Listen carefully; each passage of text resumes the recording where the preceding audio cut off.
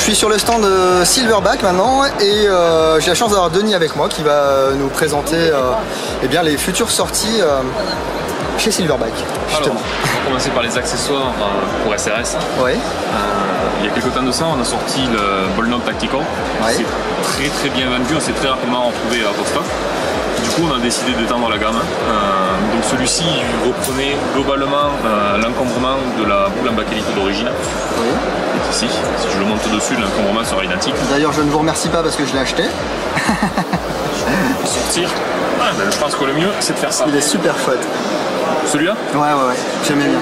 La boule bakélite, j'aimais bien aussi parce que très bonne qualité, enfin vraiment super. La boule bakélite respecte parfaitement le design original, donc je vais sortir celui-là, on va le faire un par un. Voilà. Ça, c'est pas une nouveauté, ça existe déjà depuis quelques temps. Mais ça reprend exactement en fait l'encombrement d'origine. D'accord. Voilà. Celle-ci, c'est un nouveau modèle. C'est le modèle match. Et celui-ci, au contraire, est vachement plus grand. Ça permet d'avoir une grosse prise en main. Ouais. Voilà. Très confortable l'utilisation d'ailleurs. Et celui-ci, au contraire, il va venir très haut. Très haut sur la poignée. Ça, celui-ci, il est plus compact. Là, avec le Tactical, on est un petit peu plus long. D'accord. Donc ça permet pour les gens qui aiment avoir quelque chose de plus compact ou qui transportent la réplique dans le dos, d'avoir quelque chose de un petit peu plus confortable. Bon. Ça, c'est la nouveauté du point de vue des Ball Knot. On est en train de travailler sur un scope mount. Desertec a toute une gamme de scope mount qui sont très intéressants. Ouais. Et on est en train de travailler sur un scope mount en 35 mm avec des adaptateurs pour 30 mm. C'est un prototype. Une idée de quand ça sortira ou du prix, je ne peux rien vous dire pour le moment. Mais voilà, l'idée c'est d'avoir un scope mount airsoft qui soit capable d'accepter des très grosses lunettes, type lunettes en 35 mm. Voilà, ça.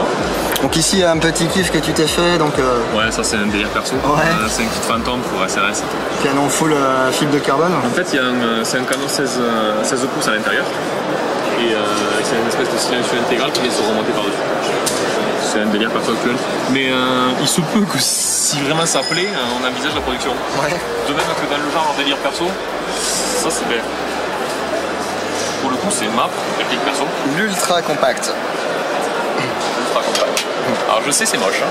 Bah c'est moche, écoute, les goûts et les couleurs comme on dit. On assume parfaitement, enfin j'assume parfaitement. Ceci dit, le canon interne, c'est un canon interne de 311 mm, c'est plus long que G-Spec. Voilà. Et là il est dans une configuration excessivement smooth, il y a un tout petit ressort. C'est quoi? Je vais faire le journaliste.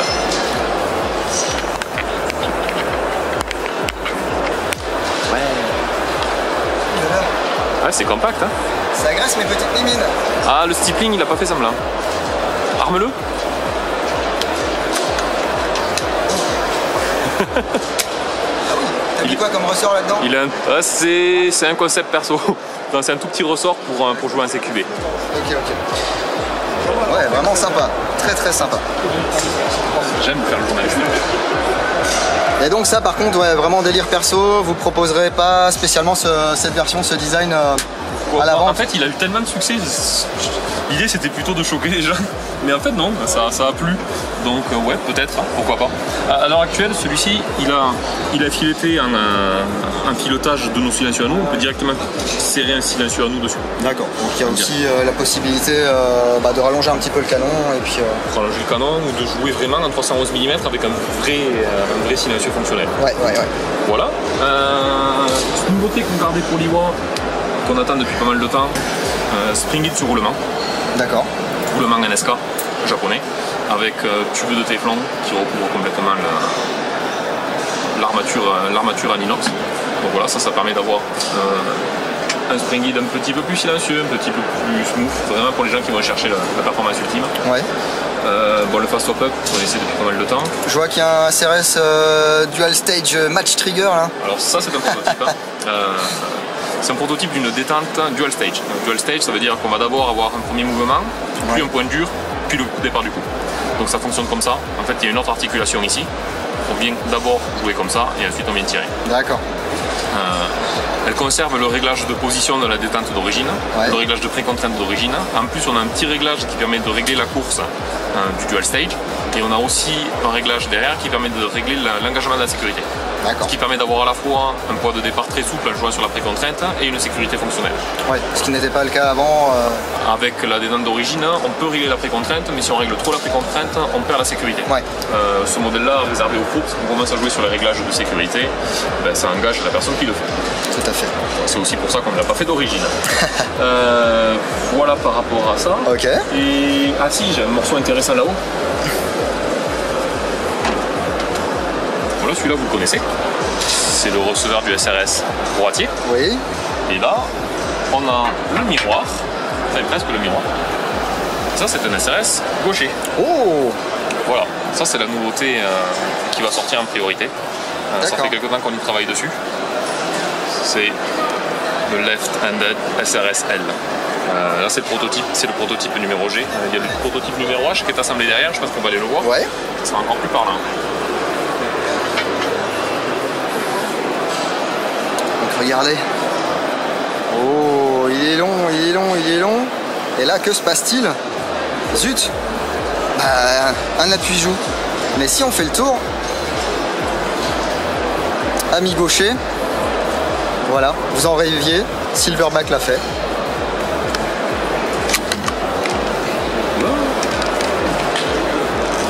Voilà. Donc là, il est en configuration cool. Ouais. Évidemment, tout est compatible. Alors, les pièces spécifiques, le receveur est spécifique. Oui. La tête de cylindre, tête de culasse est spécifique. Les panneaux de crosse sont les panneaux de crosse droitiers découpés, ce qui explique pourquoi on a la forme en négatif de la plaque de D'accord, ouais. le vrai fait exactement pareil. Et ensuite, il y a deux pièces additionnelles. On a une pièce qui vient se glisser dans le receveur ici, qui permet de cacher l'encoche dans laquelle vient se glisser le bolt plug. Ouais. Donc ça, c'était pour cacher une ouverture. Ça, c'est spécifique à la version Airsoft. Et ensuite, il y a cette pièce-là à l'arrière qui permet d'engager la plaque de couche. Et ça, c'est présent sur le vrai. D'accord. Donc il y a ces deux pièces additionnelles en plus. Les panneaux de crosse qui sont découpés, le receveur qui est spécifique, le levier d'armement qui est spécifique. Du coup, ça sortira en SRS gaucher. Est-ce qu'il y aura des kits de conversion? Le problème, si on fait un kit, c'est que les pièces spécifiques à l'heure actuelle sont les pièces les plus chères de la réplique. Si on sort un kit, le kit sera très cher. Oui. Pour le moment, on ne l'envisage pas. On envisage la sortie de la réplique en complet. Et la réplique en complet sera aussi légèrement plus chère qu'une réplique droitier. Ouais, à cause des surcoûts. Il y a des surcoûts. Les panneaux de crosse découpés en CNC en toute petite série, ça va revenir très cher. Enfin, voilà, il y a des surcoûts qu'on sera obligé de reporter sur le prix du produit final. D'accord. Ceci dit, le surcoût ne devrait pas excéder 40 USD. Donc est-ce qu'il vaut mieux devenir droitier ou est-ce qu'il vaut mieux dépenser un peu de sous? Honnêtement, je pense qu'il y a des gauchers qui resteront sur la version droitier. Ouais. Ça se fait bien. Ceci dit, c'est vrai que quand on est gaucher avec un œil directeur gauche, le SRS gaucher apporte quand même un certain confort. Bien sûr, oui. Je sais qu'on a beaucoup de fans. J'imagine que certains revendront leur droitier pour acheter un gaucher. Peut-être que certains garderont leur droitier. En tout cas, certains n'avaient jamais acheté la réplique parce que justement ils étaient gauchers et ils c'est ça, ouais. Peut-être qu'on verra des retours bientôt, j'espère. Voilà. Vous êtes sur une sortie 2017 là sur celui-ci? 2017 et ouais, celui-là on va essayer de l'avoir cet été. D'accord. Ça devrait se faire. Parfait.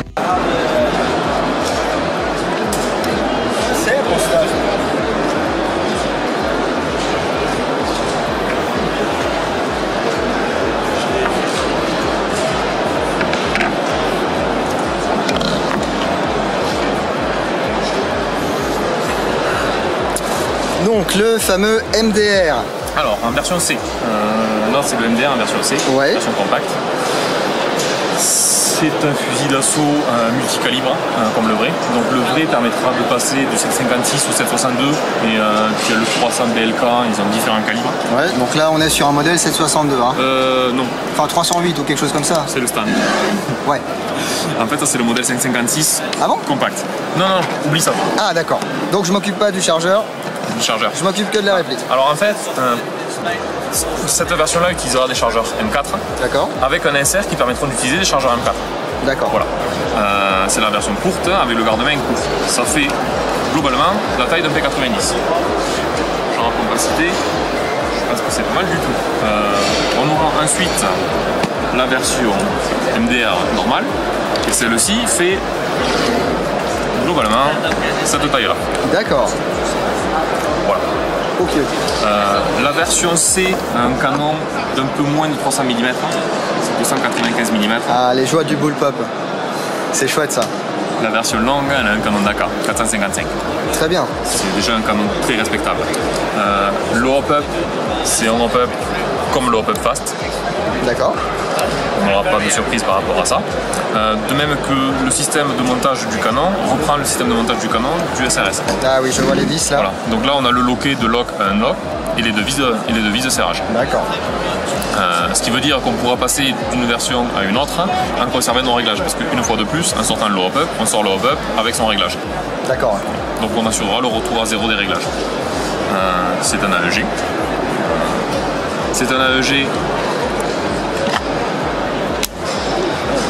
Pardon. C'est raide. Voilà. Ça, c'est pour l'inversion de la trappe d'éjection. D'accord. Il y a une gearbox dedans. C'est un proto qui est quand même assez proche de la série. Donc celui-ci, vous tirez avec quoi? Celui-ci, on tire avec. D'accord. On va dire que celui-ci est à 80-90% proche du modèle de série. Ouais. Le réglage du hop-up se fera par la trappe, Ouais. à droite ou à gauche en fonction de la façon dont vous l'avez assemblé. Voilà. La gearbox est une gearbox propriétaire, à savoir que, je ne sais pas si ça se voit, mais la réplique est extrêmement fine, extrêmement compacte, et il est absolument impossible de rentrer une gearbox standard du marché dedans. D'accord. Donc on a fait notre propre gearbox à nous, qui optimise la compatibilité des pièces internes. Des gears par exemple. Oui, oui. Je ne vais pas trop rentrer dans les détails, mais on a essayé de maximiser la compatibilité des pièces avec des pièces AEG standard du marché. D'accord. Voilà. C'est une gearbox donc avec un contrôle de tir électronique. On aura un MOSFET. Je vous confirme que ce sera un MOSFET. D'accord. Est-ce qu'il y aura un micro-switch ou Micro-switch. Ouais. Micro-switch. Ce sera un micro-switch. La réplique, c'est parfaitement ambidextre et elle a surtout un avantage très intéressant. C'est au niveau du release du macatch. Pour lâcher le macatch, on le fait comme ça, ou on le fait comme ça, ou on le fait comme ça. D'accord. C'est-à-dire qu'en configuration, on va dire combat, on a le Mac Release sous le doigt, le sélecteur sous le doigt. C'est ce qui fait le gros point fort de cette réplique, comme du vrai d'ailleurs, Oui. c'est qu'on est sur un bullpup, mais qui se manipule comme sur un M4 par exemple, Oui. avec tout sous la main. C'est vraiment, on a tout sous la main au niveau de manipulation. Voilà, la construction de cette réplique reprend un petit peu la construction du SRS. À savoir que de nouveau, on a un receveur en extrusion CNC, Oui. avec un trunnion qui est monté ici, qui reprend donc le serrage du canon, comme on disait tout à l'heure, du SRS. Le lower sera en polymère, fibre de nylon fibré, pardon, de même que le garde-main, la Peugeot. Il n'y aura bien sûr pas de zinc alloy, pas d'ABS, ça fait partie de la politique chez nous. Et comme vous pouvez vous en douter, la construction étant globalement similaire à la construction d'un SRS, attendez-vous à un prix globalement similaire à un prix de SRS. D'accord. Voilà. Quant à la date de sortie, dans le meilleur des mondes, si tout se passe bien, normalement avant fin 2017. Eh bien écoute, on va suivre ça avec intérêt. Sans engagement. Non, bah, On s'engage pas là-dessus. ça sortira quand ça sera prêt, et puis Et c'est voilà. ça déjà bien. Ok, Donc, super. voilà. Là le garde-main, vous avez le garde-main donc du garde-main long. Ouais.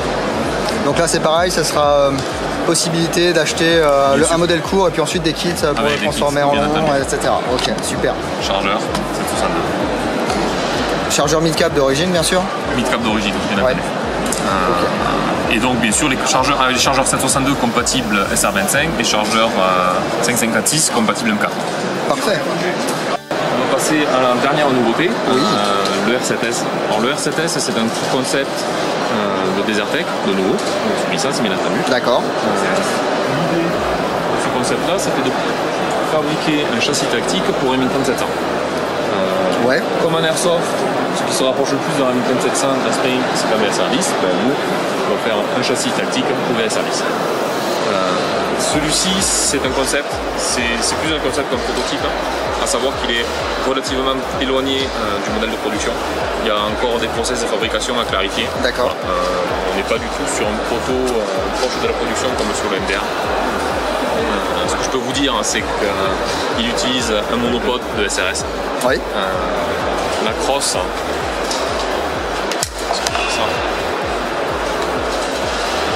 se replie de cette façon-là. Elle est maintenue en avant par un aimant. D'accord. On peut la plier à droite ou à gauche. C'est génial. Pour la bloquer par contre à droite ou à gauche, il faudra déplacer les mains à droite ou à gauche. D'accord. Oui, donc qui dit aimant dit acier encore. Cette pièce-là en fait est en acier. Ah d'accord. Les mains viennent s'attraper sur ça et si on veut le bloquer de l'autre côté, il faut passer cette pièce-là ici et les mains ici. D'accord. Il utilise donc un chargeur propriétaire qui va envoyer les billes via une rampe jusqu'au PEP à l'avant. D'accord. Voilà. Donc un peu comme le système que vient de faire Maru avec le M40. Exactement pareil, sauf que celui-ci utilise une mécanique des services. D'accord. À savoir que d'ailleurs, voilà, on ne va pas vous mentir, c'est un Tokyo Maru qui est dedans. D'accord, bah, c'est parfait, je sens que tu vas faire des euros avec ça. Je pense qu'on fera des euros effectivement, à savoir qu'en plus la réplique est assez légère. L'idée c'est que le châssis doit être aussi léger que possible. L'avantage principal d'un VSR10 c'est son poids. Oui. Il y a beaucoup de joueurs qui jouent au VSR10 parce qu'ils veulent une réplique excessivement légère. Ça serait stupide de faire un châssis pour VSR10 qui rendrait cette réplique très lourde. Bien sûr. Donc on va essayer de contenir le poids au maximum avec l'utilisation de beaucoup de polymères, limiter au maximum l'acier et l'aluminium. Avec des pièces on ne pourra pas se passer l'aluminium. Le rail à l'avant sera en aluminium, je confirme.